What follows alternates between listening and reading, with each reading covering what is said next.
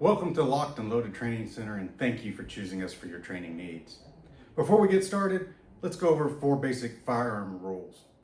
Rule number 1, treat all weapons as if they're loaded at all times. The only dangerous weapon is the unloaded weapon. Rule number 2, keep the muzzle of the weapon pointed in a safe direction at all times. Safe direction is defined as in the direction that if the weapon was to be discharged, there would be no loss of life, no damage of property. Rule number 3, keep your finger out of the trigger guard and off of that trigger until you've made the conscious decision to press the trigger and to fire the weapon. Rule number 4, be sure of your target and its environment. Be aware of what's beside your target, behind your target, and around your target. Be conscious of how the discharge of a weapon would affect them all. Now that we've gone over the 4 basic firearm safety rules, let's go over some marksmanship reminders. First thing we want to talk about is the stance. There are many different types of stance depending on what kind of shooting you're doing. There's the Weaver, Modified Weaver, Isosceles, Dynamic. What I teach here at Locked and Loaded is the fighting stance. The fighting stance is feet shoulder width apart, body squared with your target. Your strong leg should be slightly behind your support leg, whether you're right side strong or left side strong. Your knee should be slightly bent and you should be ready to move and able to move left, right, forward, or backwards at any given moment. The next thing we want to talk about is the grip. There are many different types of grips out there. What I teach here at Locked and Loaded is going to be the thumb over thumb grip. That is a good, firm handshake onto the weapon, finger out of the trigger guard, resting on the side of the weapon. The support hand, heel should come up, cover the exposed area on the weapon. Fingers should wrap around, thumb over thumb. We don't want to see anybody cross thumbing or holding it like this. We need both hands on the weapon, supporting the weapon, so you can be sure to handle the weapon correctly and any recoil that could come from it.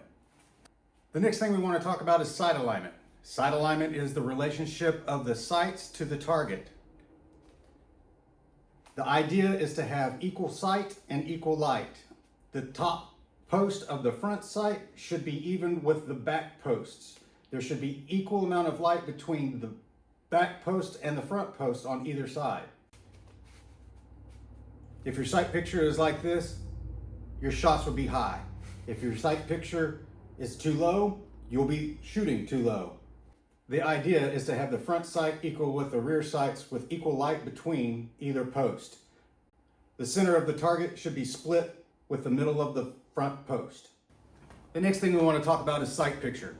Sight picture is what your eyes should be focused on whenever firing the weapon. The front sight post should be the most in focus thing in your sight whenever firing that weapon. The target which is beyond that should be blurry. The rear sights which is closest to you should also be blurry. There should be enough focus and vision though to make sure you get that good sight alignment with equal height of the posts and equal light between the posts. The next thing we want to talk about is trigger control. Trigger control is how you press the trigger on the weapon to make it discharge.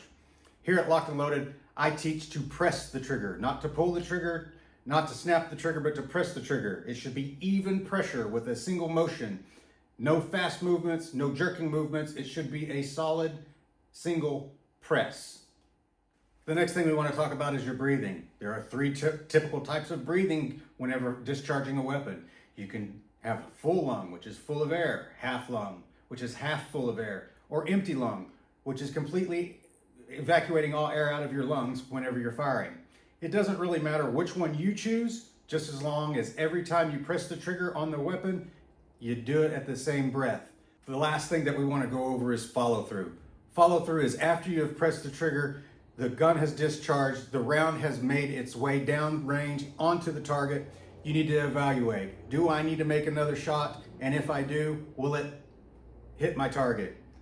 You would then have to reset your trigger, get your sight picture, make sure your sight alignment is good, and then ask yourself, do I need to take another shot? Was my first shot effective enough to stop the threat? If it was not, do I need to take another shot? And if I do, will I hit my target?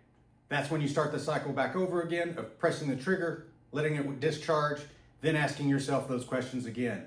Was my shot effective? Do I need to take another shot? Now that we got the range day rules and marksmanship reminders out of the way, Get ready to have fun. Your range master is about to give you a brief demonstration. Make sure that you can operate the weapons as they should.